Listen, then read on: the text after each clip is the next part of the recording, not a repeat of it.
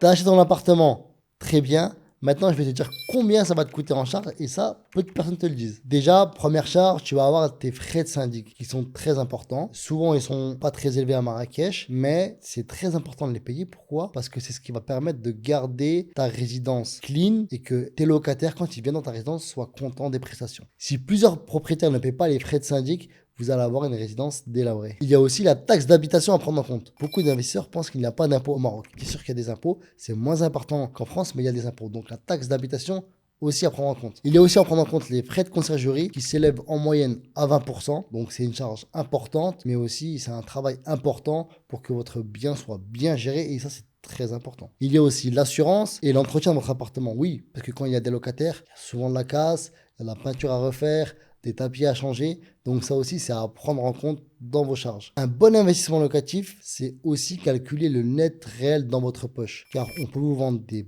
belles rentabilités, mais entre la rentabilité qu'on vous propose et le net, il y a souvent des grosses différences. Nous, à l'agence, on est transparent par rapport à ça et on vous calcule votre net dans votre poche à la fin de l'année.